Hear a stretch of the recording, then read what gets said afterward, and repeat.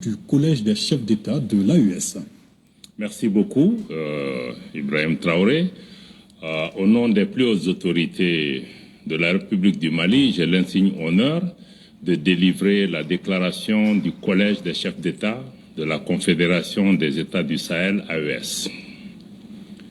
Soucieux de préserver la dignité de leur peuple, de préserver l'intégrité de leur territoire face aux velléités impérialistes et néocolonialistes,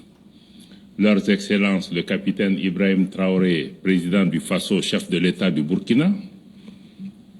le général d'armée Assimi Goïta, président de la transition, chef de l'État du Mali,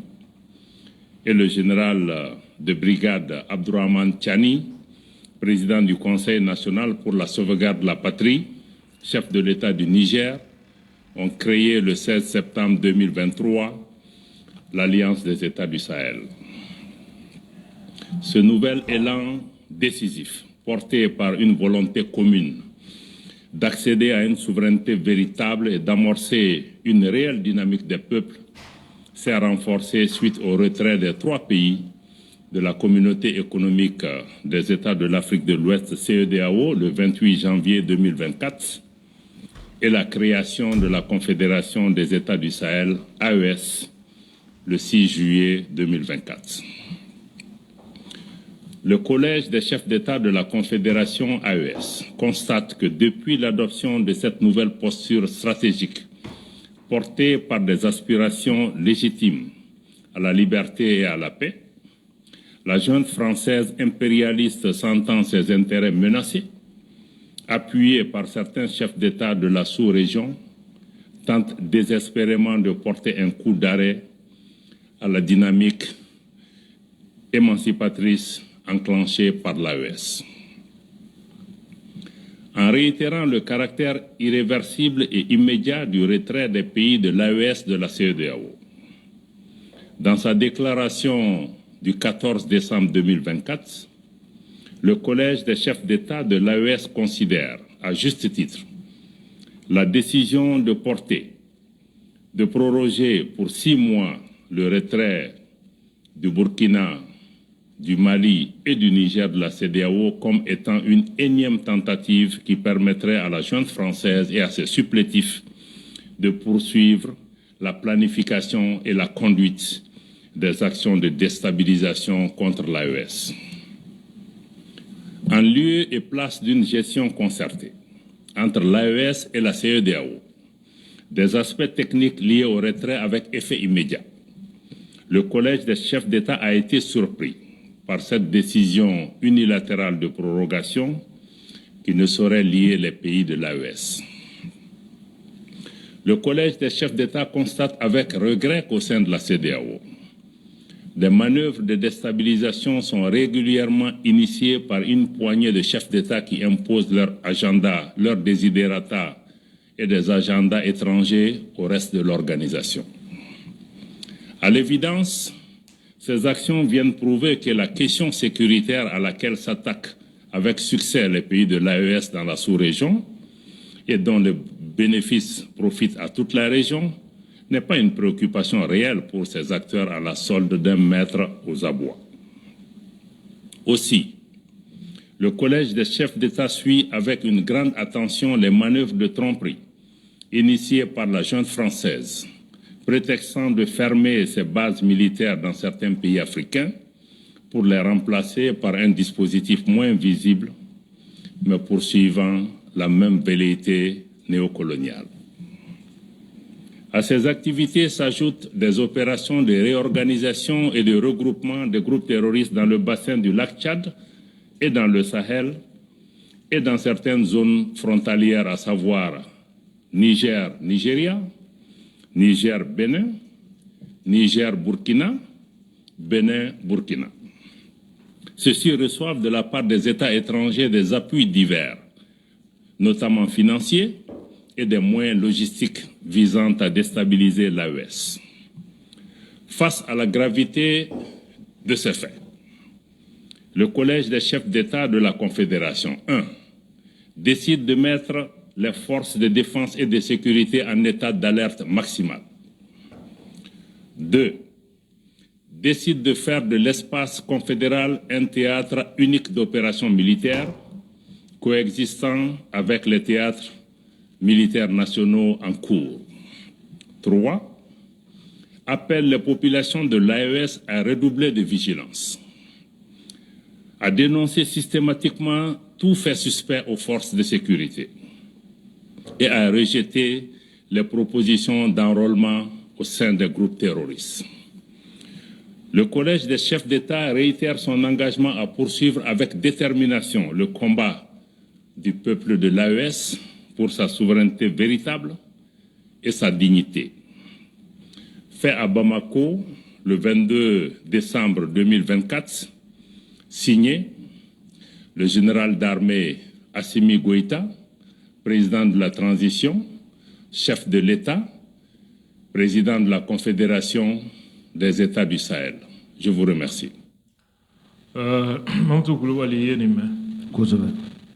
Maintenant, explication. Aïwa. Ako. Hami Mimbi Assimi Goïta, Ibrahim Traoré ani Général Tchanina. Aïwa. Yanga faso jama dambe. Anga jamana bi kishi klali ma chomi. No ye nye setigi jamana do ngania ye. O sababu de la. Septembre kalo kile tan woro 2023.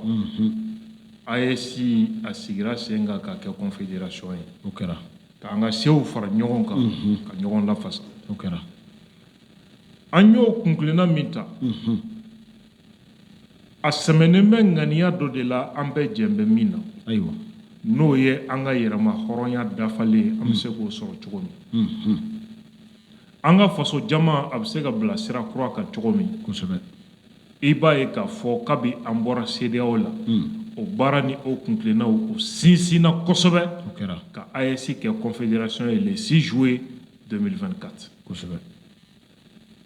O kuma o confédération jamana ɲɛmɔgɔw u bɛ min wele ko collège des chefs d'État kosɛbɛ k'u ye kɔlɔsili dɔ kɛ kabi AEC ko in a kɛra tiɲɛ ye ka an ka jamanadenw ka haju ɲɛnabɔli sira taamani kɛra tiɲɛ ye kosɛbɛ an ka liberté sɔrɔli an ka jamanaw kɔlɔsumani sira sabatili sira kan ka bɔ o kɛra tiɲɛ ye min ye Faransi fanga jugu min bɛ yen n'o ye junte française ye minnu ŋaniya ye an gɔnɔ ka to u bolo jɔnya sira kan olu y'a ye k'a fɔ ni nin ɲɛ na o ye Faransi taden tiɲɛ ayi o y'u ka ko bannen ye pewu n bɛ ka communiqué in kɔnɔ kuma de la kan i y'a faamu kosɛbɛ o kuma o sababu la sa Faransi dɛmɛnen bɛ AEC ka laɲini kana sabati fiyewu farafinna tilebiyanfan jamana ɲɛmɔgɔ dɔw fɛ kosɛbɛ minnu u ye fɛɛrɛ sugu bɛɛ tigɛ nka halisa ala bɛ k'u jigi tigɛ AEC ka jɔnya juru tigɛli ka hɛrɛ sɔrɔ o bɛ bali cogo min u ko n'i y'a ye k'a fɔ anw bɔra CEDEAO la don min an ko décision in falen cogo t'a la o fɔra wa sini tɛ sisan don ko n'i y'a ye o kuma fɔra ayiwa AEC jamana ɲɛmɔgɔw jate dɔ de b'u bolo kosɛbɛ wa u jo don u b'o la min kɛ olu bɛ k'a mɛn ko CEDEAO taara décision ta ko kalo 6 farala an bɔli ko kan kosɛbɛ o kɛra Burkina Niger Mali bɔli CEDEAO la ko kalo 6 farala o kan o fɔra o kuma laɲini ye mun ye ko ka cogoya di Faransi a n'a jɛw ma kosɛbɛ n'o ye farafinna tilebiyanfan président dɔw ye u bɛ labɛn min na a labɛn bɛ se ka dafa cogo min pour que ka dankari an ka jamana ninnu na ni CEDEAO tɔgɔ ye ayiwa est-ce que ha o ye ko ye sa dɛ olu kɔni kun sigi bɛ min kɛ k'a fɔ ko CEDEAO ni AES bɛna kuma kosɛbɛ an bɔra CEDEAO la a délai dafara a banna o kuma a ko baara tɔ kan ka kɛ cogo di an ka mɔgɔ minnu bɛ CEDEAO kɔnɔ olu bɔli wariko min b'an ni CEDEAO cɛ o ɲɛnabɔli ani fɛn caman projet minnu kun b'an cɛ ka kɔrɔ olu sigin bɛ k'u ni CEDEAO bɛna o ɲɛnabɔ waati min kosɛbɛ kɛ olu balila ka min ye ko CEDEAO ye décision ta ko ka kalo 6 fara an bɔli kan o kɛra yɛrɛ kelenna baara ye o kuma ko AES ɲɛmɔgɔw u ye jateminɛni kɛ ni jigilatigɛ ye k'a fɔ CEDEAO kɔnɔ président damadɔ de bɛ yen minnu ni Faransi tɛgɛ bɛ ɲɔgɔn bolo olu kɛn bɛ ka CEDEAO président tɔw nunjuru minɛ kosɛbɛ k'u don nin sira da fɛ walasa ka tubabu jamanaw olu ka sagoya ta k'a don CEDEAO kɔnɔ ka AES fɛrɛ tigɛ AES bɛ se ka sigi a sen sabara kɔnɔ cogo min kuma bɛ na s'a nafama yɔrɔ ma ayiwa. À l'évidence, ces actions viennent prouver que la question sécuritaire à laquelle s'attaquent avec succès les pays de l'AES dans la sous-région et dont le bénéfice profite à toute la région n'est pas une préoccupation réelle pour ces acteurs à la solde d'un meurtre aux abois. Ko AES président ye kɔlɔsili min kɛ o de ye k'a fɔ ko nin janfan min bɛ CEDEAO président dɔw bolo ka ɲɛsin AES ma nin ye dalilu de ye k'a fɔ Sahel farafina tilebiyanfan bɛ lakanabaliya gɛlɛya min kɔnɔ ani terrorisme ni AES jamana saba disi dalen don la k'a fɔ CEDEAO kɔnɔna la Faransi ka jɔn minnu bɛ yen u hami den kelen tɛ farafina tilebiyanfan ka lakana ye terrorisme ko ye n'o tɛ u tun tɛ fara maa wɛrɛ kan k'u bɛ AES jamana saba kɛlɛ minnu bɛ ka terrorisme kɛlɛ n'o nafa bɛ ka se Afrique de l'Ouest jamana bɛɛ ma. Aussi, le collège des chefs d'État suit avec grande attention les manœuvres de tromperie initiées par la junte française, prétextant de fermer ses bases militaires dans certains pays africains pour les remplacer par un dispositif moins visible, mais poursuivant la même velléité néocoloniale. Ko AES ɲɛmɔgɔw ko u kun danbɛ kogo la ka Faransi lajɛ u b'a la ko u ka sɔrɔsiw bɛ ka farafina jamana dɔw bila ko tiɲɛ tɛ tiɲɛ kuma tɛ AES kun danbɛ kogo la ka nin bɛɛ lajɛ u b'a la ko minnu taara kɛlɛbolo wɛrɛ de bɛ yen minnu dogolen don u tɛ ye e m'a f'i ye n'i ye tubabu kɛlɛ fɛn dɔ kama a b'a f'i ye k'o banna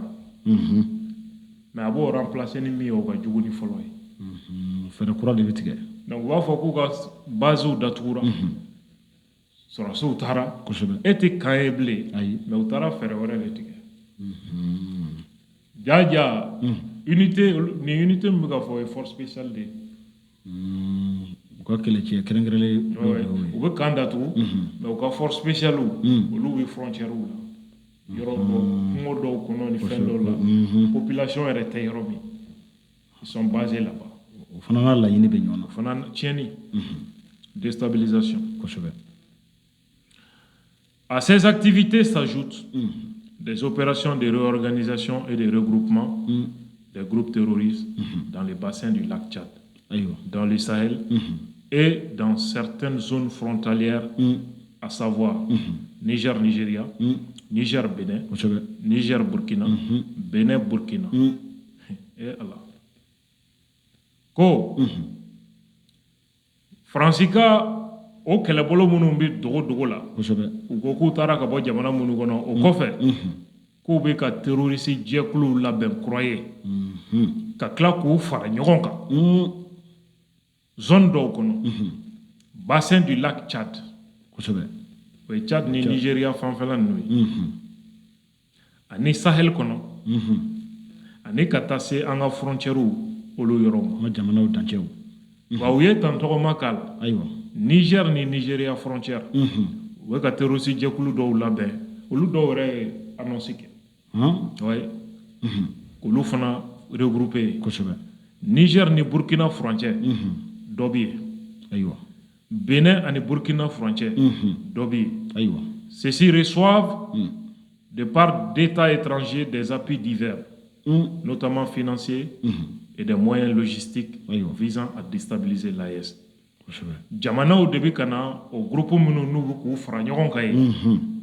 ka nafolo ani kɛlɛminɛnw jigi olu kan pour que ka AES déstabiliser voilà a bɛ ka fɔ ko mɔgɔw tɛ k'a faamu a bɛ ka fɔ ko état d'alerte maximale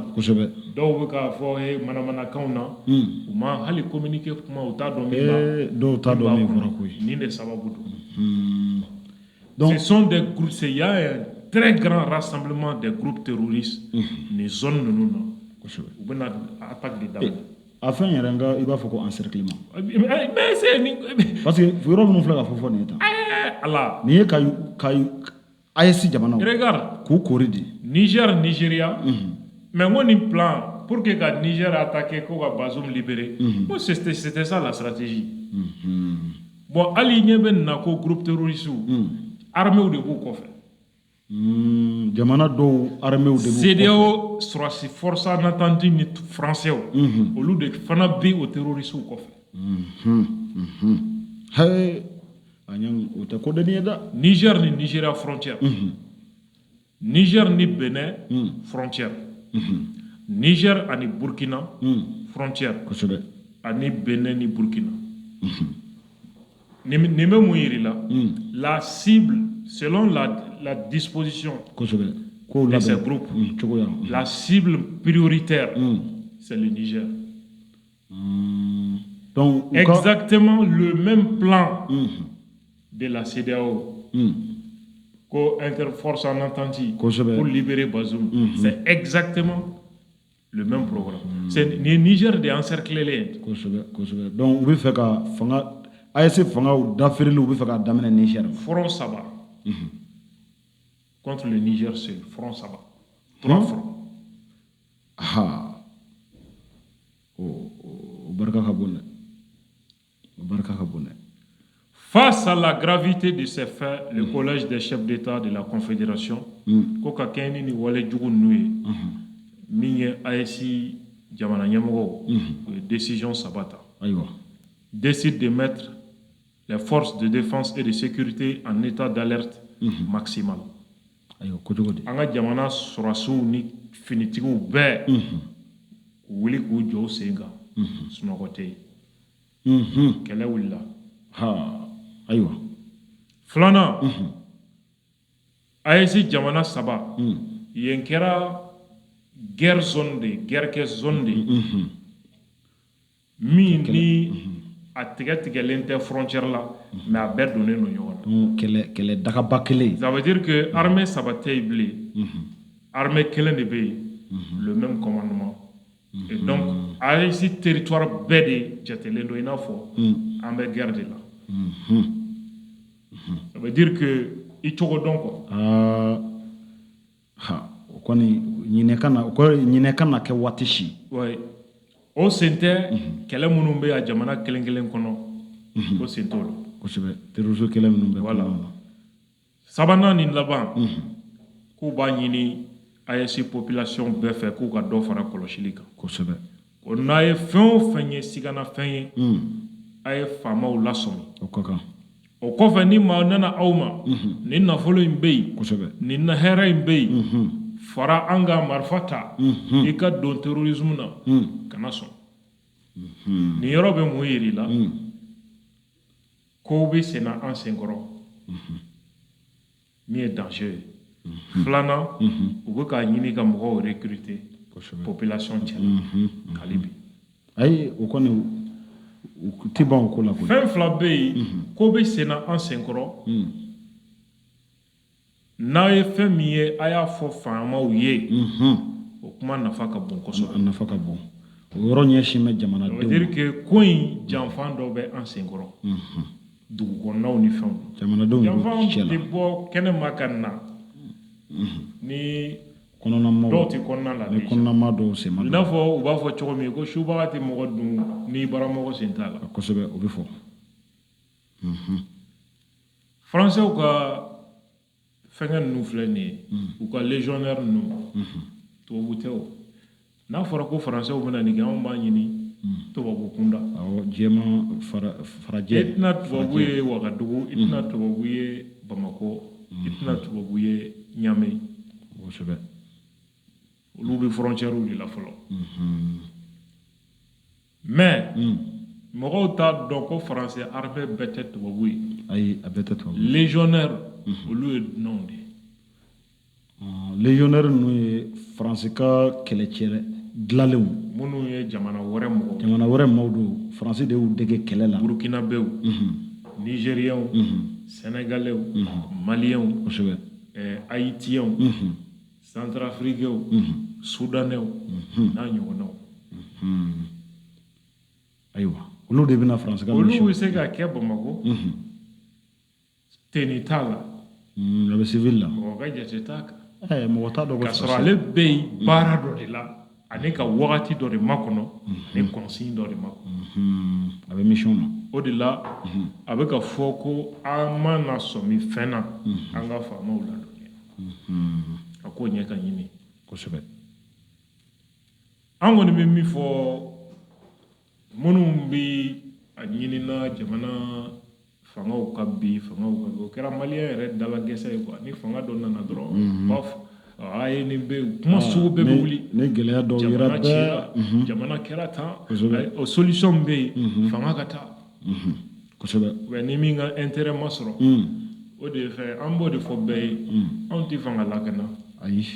n'a ye min diya a ye fanga ben ayiwa n'a ye min diya a ye fanga dɛmɛ an ka sira tɛ kosɛbɛ an tɛna fara maa kan ka fanga yɛlɛ an tɛna fara maa kan ka fanga lajigin kosɛbɛ an bɛ kuma an faso de ye kosɛbɛ faso denw kunnafoni maaw bɛ kule fɛn o fɛn na lakanabaliya terroristes y'a don ta kurantigɛ est ce que ni fanga bɛnna o problème ninnu u bɛ ɲɛnabɔ wa ayi fanga bɛnnen t'o ɲɛnabɔ c'est ça posez-vous la question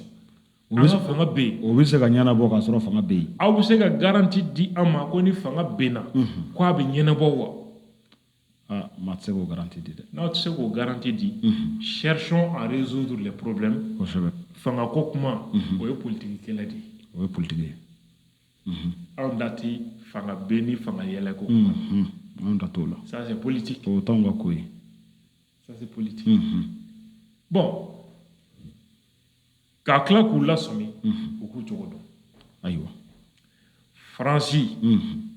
wali nansara olu y'i nɛgɛn k'i bila i faso la n'a ganna avion bɛ na u ka jamanaden minnu bɛ yan k'olu ta ka bɔ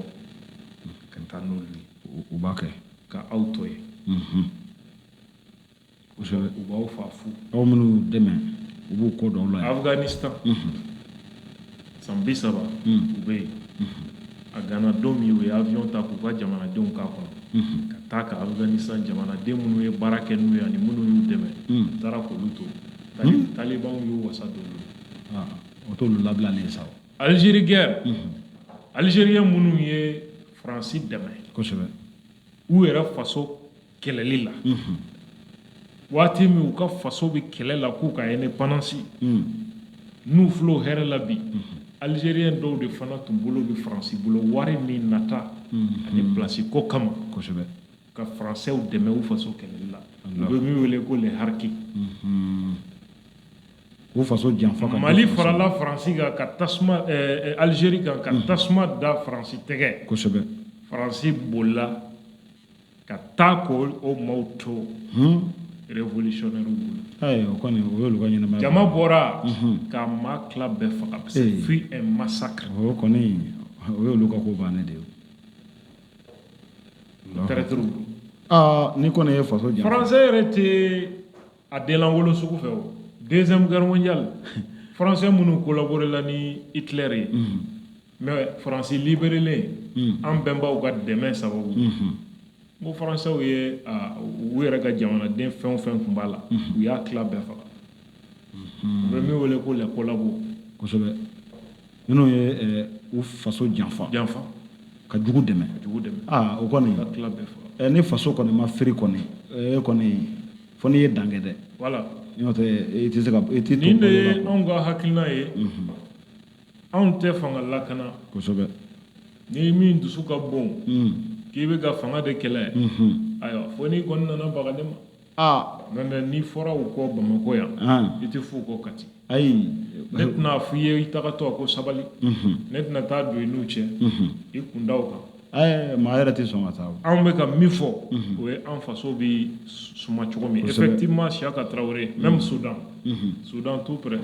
c'est exactement ce qu'ils ont fait kosɛbɛ kosɛbɛ exactement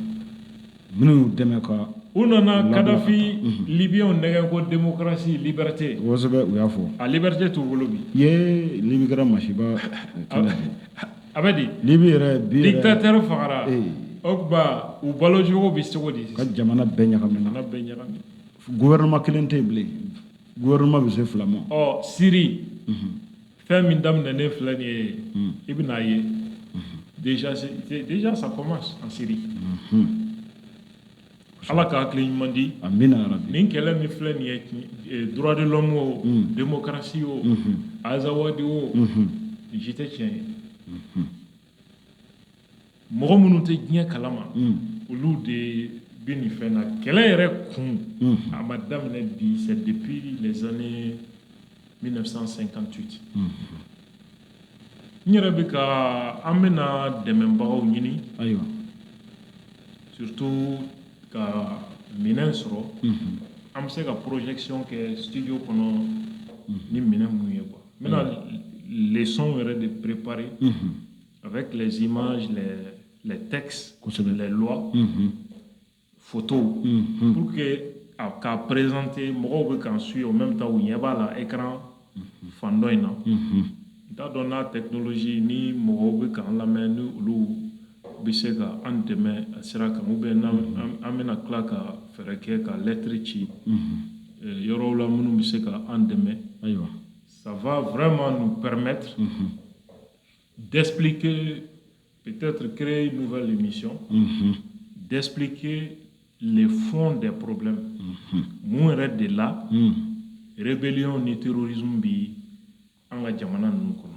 ko jumɛn b'a la o de la i bɛna dɔn ko diinɛ ko kuma o azawadi ko kuma o droit de l'homme démocratie gouvernance an ka fangaw bɛ ka kɛlɛ kuma minnu na o i bɛna dɔn ko nin si tɛ a bɛɛ n'a lajɛ avec toutes les preuves i bɛna faamu parce que an yɛrɛ bɛ kunfɛ taga la on ne sait même pas ni fanga in dɛsɛra karisa dɛsɛra an ko fɛn o fɛn dɛsɛra n'an y'o gɛn est ce que problème b'an na a ma ban depuis yen i b'a dɔn ko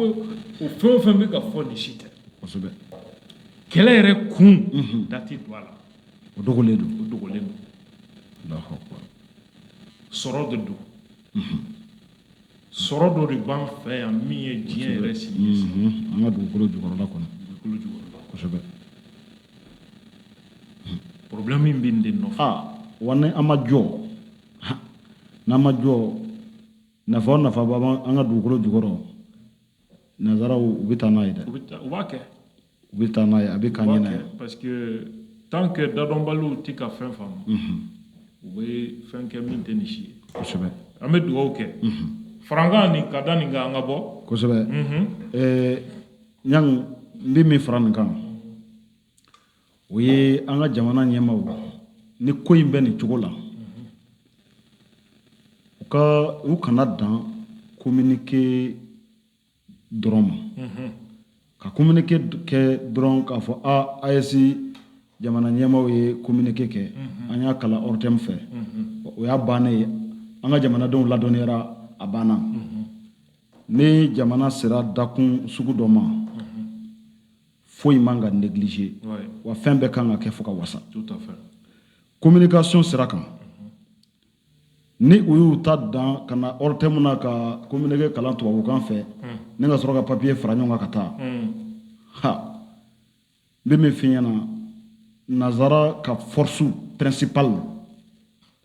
o ye a ka communication Sigatala. o y'a ka communication de ye wa tant que Allo yoro yɛrɛ filɛ nin ye quand ils disent comment dirais-je désinformation c'est-à-dire fɛn o fɛn u bɛ ka mɔgɔw dilan anw yɛrɛ fɛ kunnafonisow ni fɛnw na kosɛbɛ olu kibaruya fɛn fɛn bɛ bɔ Mali kɔnɔ ka fɔ tubabuw kan o mɔgɔw bɛ yen minnu bɛ k'a yira ko ça c'est de la désinformation kosɛbɛ la bonne information o ye kibaruya min bɛ Mali fanga lagosi ani ka Rusiw ka influence chuter kosɛbɛ kosɛbɛ non seulement u ka médiaw b'a baara la et en même temps anw yɛrɛ ka jamanaden minnu n'olu bɛ tɛ fɛnba faamu u k'u ta k'u former k'u financer k'u bila baara la. ah bon o de ye vide filɛ nin ye Ouais, n'i ye vide bila fɛn dɔ b'a lafa o c'est sûr, min bɛ kɛ k'a lafa soit o bɛ taa i kanu na soit o bɛ taa i contre la ça c'est sûr. ni jugu y'a dɔn k'a fɔ k'i ka faiblesse ye côté min Bon, comme anw ka jamana fanga ko ko ORTM dɔrɔn de ye média ye. o ye filiba de ye o Jamana fɛn bɛɛ c'est l'ORTM. Hali n'o Mali gouvernement yi invité fɛngɛ na u bɛ aw tɔw bɛɛ kɛ dɛnkɛrɛfɛ ye ko ORTM de bi fɛngɛ. E m'a ye ne tɛ taa fanga ka foyi la. kosɛbɛ kosɛbɛ N y'a dabila i ko k'a taale man di n ye c'est pas la peine. donc u k'u hakili to o yɔrɔ la kosɛbɛ ni u kɔni n'u ma se ka jɔ communication bɛnna kun kan ka o baara kɛ fɔ ka wasa ka jamanadenw lafaamuya ka ɲɛ parce que information bɛ yen lafaamuyali fana bɛ yen i bɛ kibaruya di maa ma nka fo i k'a ɲɛfɔ a ɲɛ de ka lafaamuya a k'a dɔn fɛn min don Absolument. nka ka taa n ye kibaruya d'a ma n ye a kalan ORTM fɛ a banna o kɔni ɲɔgɔnna fili fila tɛ Tout à fait. ɲanga an bɛ foli di bɛɛ ma Merci beaucoup. ka dugawu k'an ka jamana ye ka dugawu kɛ AES ye Mali Burkina Faso Niger ni gɛlɛya min ni an b'a kɔnɔna na ala ka bɔda ɲuman di an ka jamanaw ma ko la Ami ya Rabbi. kosɛbɛ Allah ka dugawu minɛ. Amin, Merci amin. beaucoup. Merci Assalamu alaikum wa wa rahmatullahi rahmatullahi wa wa barakatuh. barakatuhu